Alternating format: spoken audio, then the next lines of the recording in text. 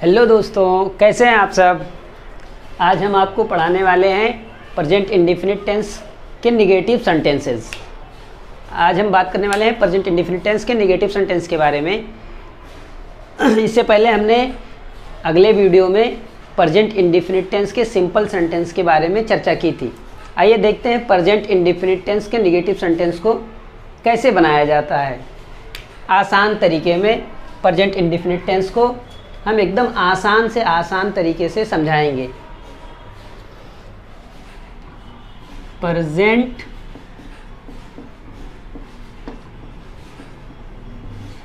Indefinite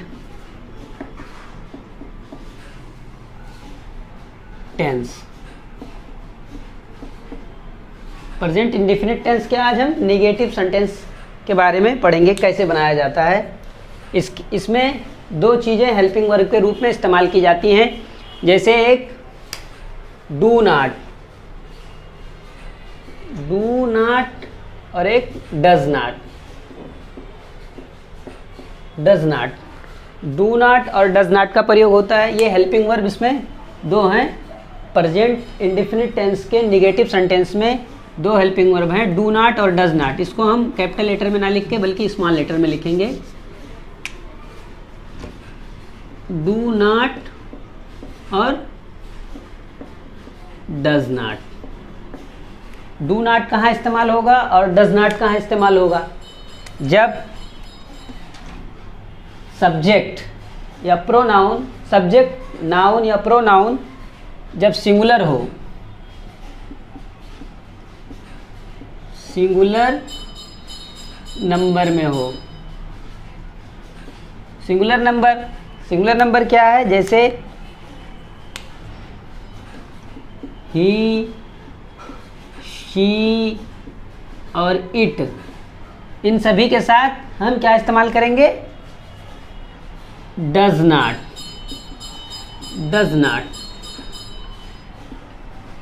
singular number के साथ हम डज नॉट का प्रयोग करेंगे। Does not. और प्लूरल नंबर के साथ प्लूरल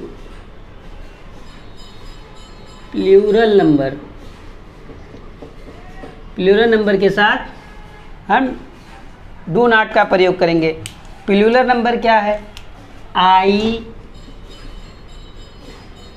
यू, वी और दे।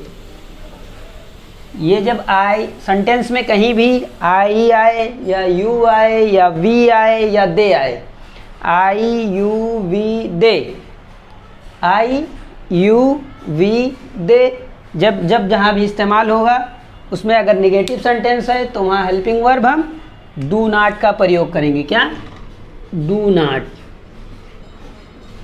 ये हेल्पिंग वर्ब है डू नॉट। तो फिर एक बात देखते हैं, जब सिंगुलर नंबर हो, नेगेटिव सेंटेंस हो प्रेजेंट इंडेफिनिट टेंस का, तो ही, शी, इट या कोई नाम हो किसी व्यक्ति का, जैसे रमेश, सुरेश, शीला, गीता, बबलू, बंटी वगैरह कोई भी नाम हो, उसके साथ हम डज नॉट का प्रयोग करेंगे। और अगर बहुवचन है, जैसे आई, यू, वी, दे, या उसके जगह पर कोई प्रोनाउन यूज हो गया, हम लोग दिल्ली गए या हम लोग दिल्ली नहीं गए, हम लोग दिल्ली नहीं जाते हैं, जैसे हम लोग या आप सभी या स्टूडेंट्स, इस तरीके का अगर सब्जेक्ट आ रहा है, यानी ज़्यादा लोग, यानी प्लूरल नंबर जब हो, काफ़ी लोगों के बारे में यदि बात हो तो प्लूरल नंबर हो जाएगा। और प्लूरल नंबर के लिए हम डू नॉट का प्रयोग करेंगे। सेंटेंस अगर नेगेटिव सेंटेंस है तो उसमें हेल्पिंग वर्ब डू नॉट का प्रयोग करेंगे। आइए देखते हैं, जैसे सीता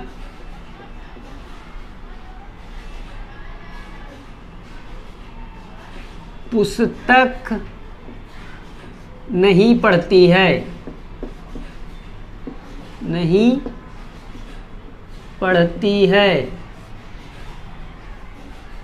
मैं सेब नहीं खाता हूँ। मैं सेब नहीं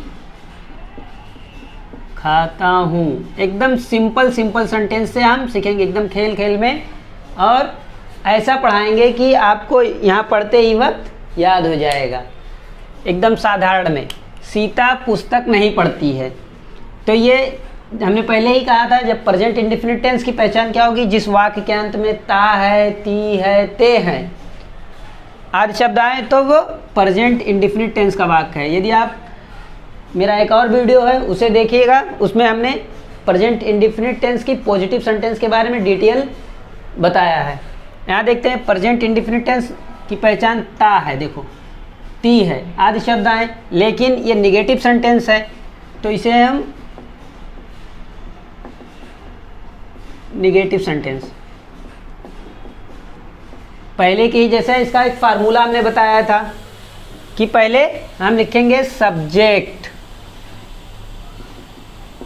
फिर लिखेंगे वर्ब, वर्ब की क्या फर्स्ट फॉर्म, फिर ऑब्जेक्ट।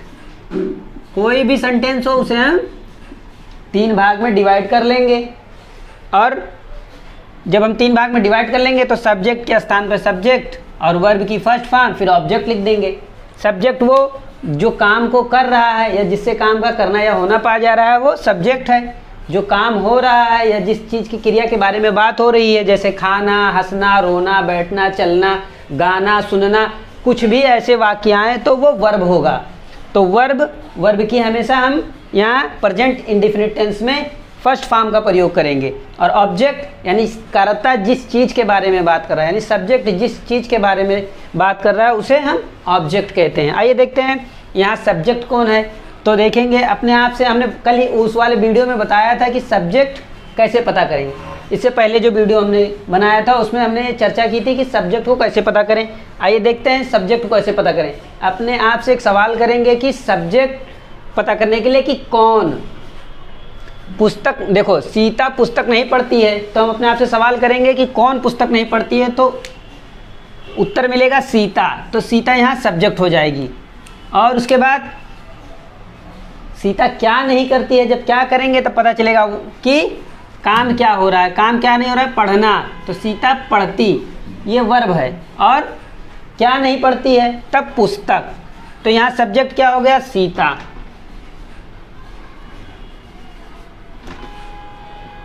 सीता, अब सीता सिंगुलर है, एक वचन है, एक लड़की के बारे में बात हो रही है, तो सीता। और हमने कहा था जब सिंगुलर नंबर हो तो ही, शी, इट या कोई नाउन हो या प्रोनाउन हो तो उसके साथ डज नॉट का प्रयोग करते हैं। तो सीता हेल्पिंग वर्ब यहाँ क्या आएगा, does not. Sita does not. अब पढ़ने की इंग्लिश क्या होगी, रीड, डज नॉट रीड। अब ये पुस्तक, डज नॉट रीड बुक। बस। अब एक चीज़ और देख लीजिए, हमने कल जब प्रेजेंट इंडेफिनिट टेंस के बारे में बात की थी, पॉजिटिव सेंटेंस के बारे में, तो हमने कहा था जब सिंपल सेंटेंस होगा तो सिंगुलर नाउन होगा। सिंगुलर, ये सब्जेक्ट अगर सिंगुलर होगा तो वर्ब के अंत में यस या ईएस बढ़ा देंगे। वर्ब की फर्स्ट फॉर्म होगी और उसके अंत में यस या ईएस बढ़ा दिया जाता है। लेकिन ये निगेटिव सेंटेंस है, यहाँ डज नॉट का प्रयोग हुआ है, तो इसीलिए वर्ब के अंत में यस या ईएस नहीं बढ़ाया जाएगा। आइए देखते हैं, मैं सेब नहीं खाता हूँ, तो इसकी इंग्लिश क्या होगी, इसको भी वही भाग से डिवाइड कर लेंगे। इसमें देखेंगे कौन सेब नहीं खाता है, तब उत्तर आएगा मैं। तो मैं की इंग्लिश क्या होगी, आई। आई। अब हेल्पिंग वर्ब नहीं के लिए नहीं खाता हूँ, तो नहीं के लिए डू नॉट का प्रयोग, आई यू वी दे, ये प्लूरल नंबर है, तो मैं के लिए आई के साथ क्या आएगा, do not. I do not. और खाने की इंग्लिश क्या है, Yeats. I do not eat Apple. I do not eat Apple. मैं सेब नहीं खाता हूँ। फिर देखते हैं और 2-3 सेंटेंस से। सुरेश बाजार नहीं जाता है। सुरेश बाजार नहीं जाता है। सुरेश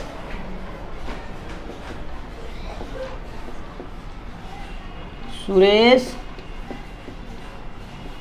बाजार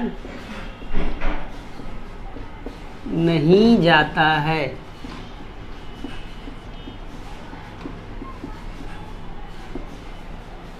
किसान खेत नहीं जोतता है। किसान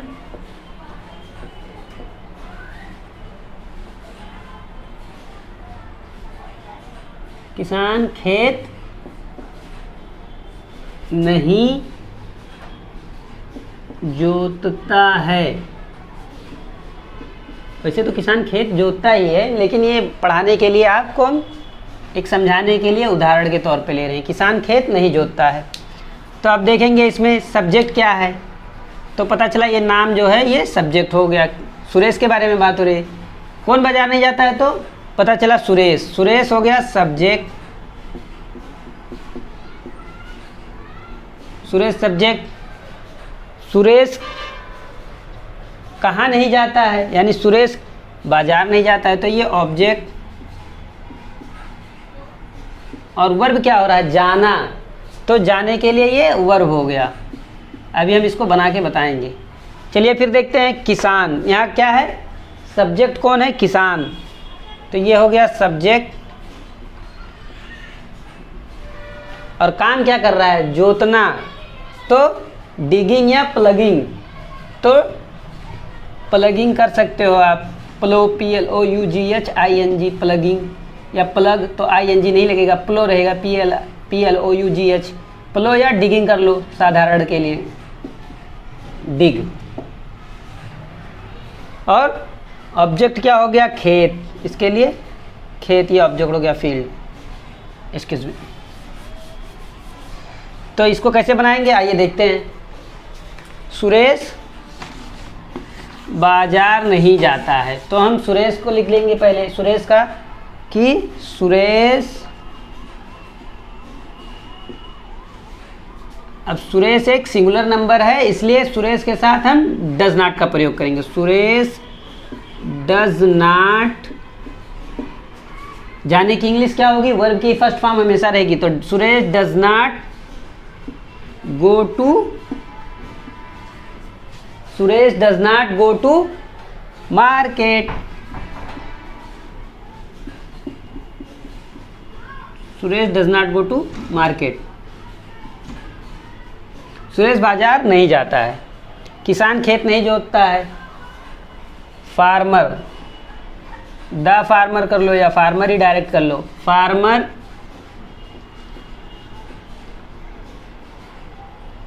डू नॉट रहेगा या डज नॉट रहेगा, फार्मर क्या है, किसान, एक के बारे में हो रही, किसान खेत नहीं जोतता है। फार्मर डज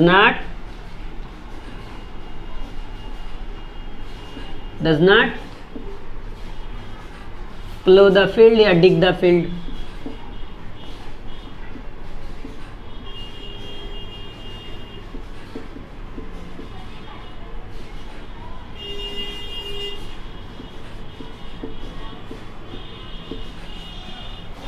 फिर इसी तरीके से हम देख सकते हैं कि शीला अच्छा नहीं गाती है।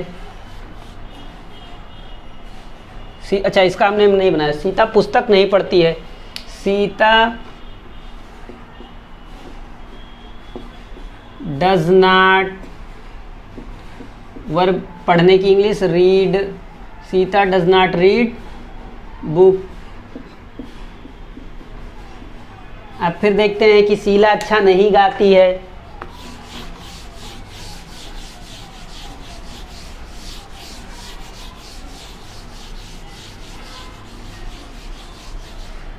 शीला अच्छा नहीं गाती, तुम कठिन परिश्रम नहीं करते हो। कोई भी ले लेते हैं सेंटेंस। शीला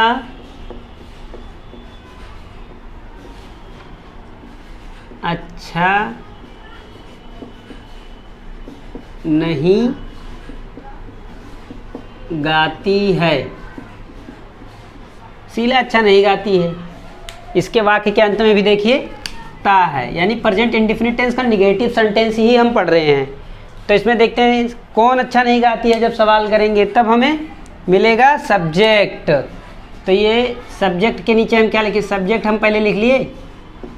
सब्जेक्ट वर्ब की फर्स्ट फॉर्म और ऑब्जेक्ट। तो सब्जेक्ट के नीचे हम क्या लिखेंगे, कौन, जब सवाल करेंगे तब पता चलेगा शीला। कौन अच्छा नहीं गाती है, तब पता चलेगा शीला। तो शीला हम इधर लिखेंगे शीला, शीला। अब वर्ब के पहले हमें डू नॉट या डज नॉट का प्रयोग हमेशा करना रहता है। तो वर्ब क्या है, गाना। तो उसके पहले हमें सब्जेक्ट के बाद तुरंत, सब्जेक्ट के तुरंत बाद ही डू नॉट या डज नॉट का प्रयोग किया जाता है।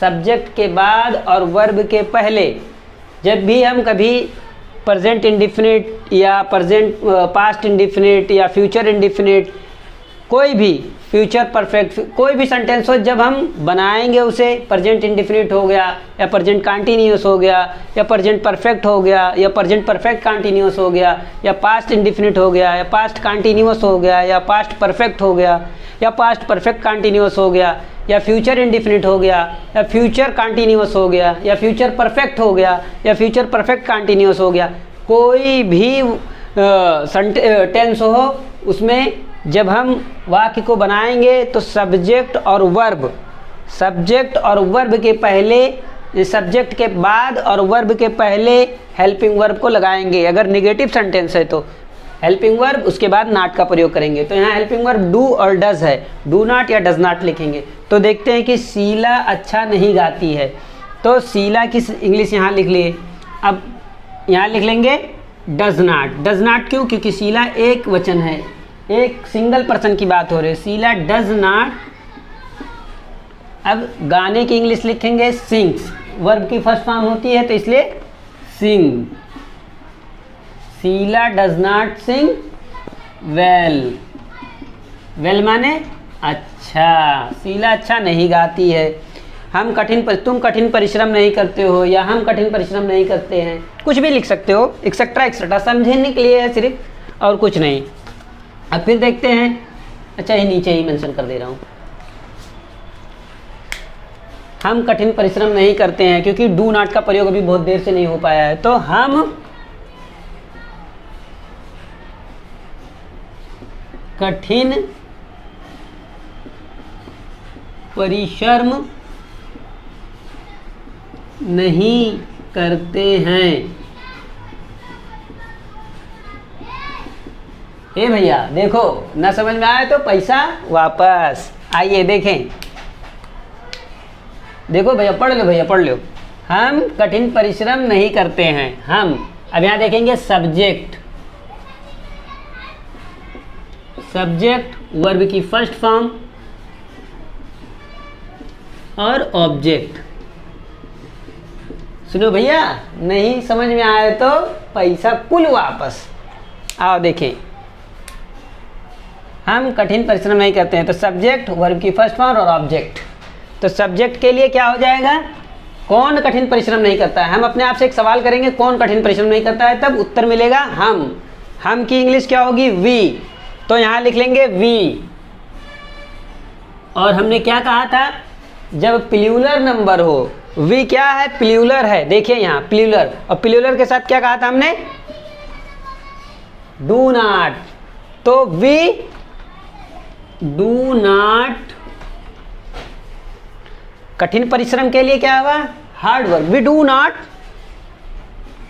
Hard work. समझ में आया भैया। ए मेरे भैया इधर देखो, आओ,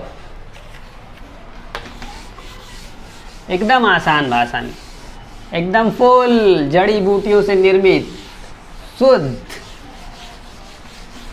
हर्बल। आइए देखते हैं, महेश झूठ नहीं बोलता है। क्या, महेश एकदम देशी शुद्ध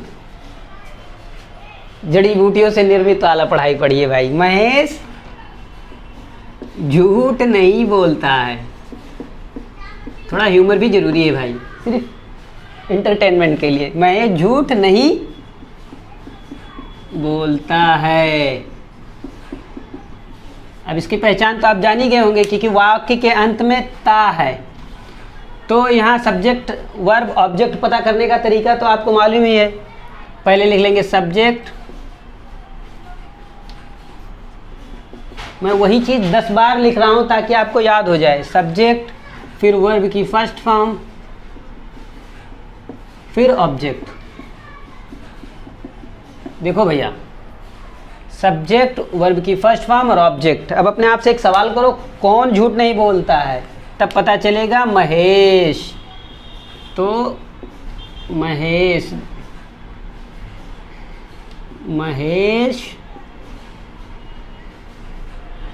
अब महेश क्या है? एक सिंगुलर नंबर है, एक वचन है, एक व्यक्ति के बारे में बात हो रही है। तो महेश के बाद क्या लगेगा?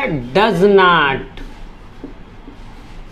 महेश डज नॉट बोलने की इंग्लिश, झूठ बोलने की English tell a lie. Mahesh does not tell a lie. Mahesh झूठ नहीं बोलता है। ये लड़का अपना काम नहीं करता है। चलो मिटाएंगे नहीं, वैसे ही बना देते हैं। या कोई एक वाक्य ले लो, शीला विद्यालय नहीं जाती है। शीला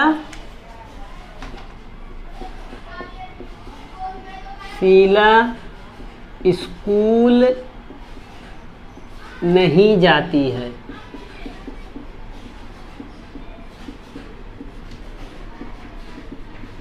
तो अब हम फिर वही देखेंगे, subject verb object. Subject verb की फर्स्ट फॉर्म और ऑब्जेक्ट। तो सब्जेक्ट में कौन है? पूछेंगे कौन स्कूल नहीं जाती है, कौन विद्यालय नहीं जाता है, तब उत्तर आएगा शीला। शीला कहाँ नहीं जाती है? तब यहाँ हमें पता चलेगा स्कूल। शीला क्या नहीं करती है? शीला स्कूल क्या जाती, क्या ऐसा करेंगे तो पता चलेगा क्या नहीं, शीला क्या नहीं करती है, तो जाती नहीं। तो वो ये वर्ब का पता, यानी शीला क्या काम करती है, तब पता चला कि जाती है। शीला क्या करती है? जाती है। तो काम का करना या होना जो हो वो वर्ब होता है। तो यहाँ पे पता चला कि सब्जेक्ट शीला है, तो शीला की इंग्लिश हम लिख लेंगे शीला। अब शीला एक वचन है, एक लड़की है, सिंगुलर नंबर है, तो इसके लिए does not. Sheela does not go to school. अब यहाँ गो टू स्कूल। एक चीज़ आपने नोटिस किया होगा कि हमने यहाँ गो टू लिखा है, गोज टू क्यों नहीं लिखा है?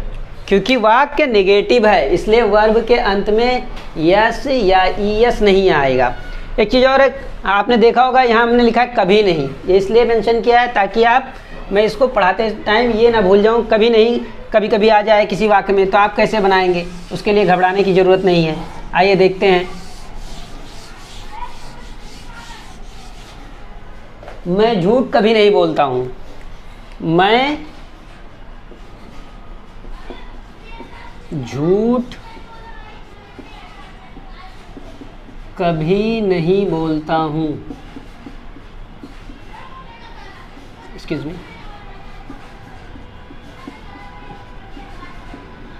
बोलता हूँ। मैं झूठ कभी नहीं बोलता हूँ। अब इसमें आप आश्चर्यचकित हो जाएंगे क्योंकि इसमें ना डू नॉट का प्रयोग होगा ना डज नॉट का प्रयोग होगा, क्योंकि यहाँ कभी नहीं, ये देखिए ये कभी नहीं आया है। अब नहीं के लिए अभी तक तो हमने डू नॉट और डज नॉट का प्रयोग किया था, अब यहाँ कभी नहीं आया है, तो ये बात कैसे बनाएंगे? इसमें घबराने की कोई ज़रूरत नहीं है भाई, हम हैं ना। देखो मेरे भैया, आइए, कभी नहीं की यहाँ ये एक्सेप्शन वाला हिसाब किताब है। एक्सेप्शन हिंदी में जिसे अपवाद कहते हैं। मतलब यहाँ डू नॉट डज नॉट का प्रयोग नहीं होगा, लेकिन वाक्य प्रेजेंट इंडिफिनिट का ही है, क्योंकि वाक्य के अंत में ता है, ती है, ते हैं आदि शब्द आए तो वाक्य प्रेजेंट इंडिफिनिट टेंस का ही है। इसमें कोई दो राय नहीं है, क्योंकि ये जब आपके वाक्य के अंत में आएगा तो 101% ये कि आपका वाक्य प्रेजेंट इंडिफिनिट का ही है। तो मैं झूठ कभी नहीं बोलता हूँ। I never tells a lie. I never tell a lie. Tell I subject, कौन झूठ नहीं बोलता है? अभी फिर देखिए, सब्जेक्ट वर्ब की वर्ब की फर्स्ट फॉर्म और ऑब्जेक्ट। तो यहाँ ऑब्जेक्ट नहीं है इसलिए कंप्लीमेंट यहाँ लिखेंगे, सब्जेक्ट के बाद कंप्लीमेंट यानी पूरक वाक्य, कंप्लीमेंट सेंटेंस, कंप्लीमेंट वर्ड, कुछ भी कह सकते हो। तो मैं झूठ कभी नहीं बोलता हूँ, आई नेवर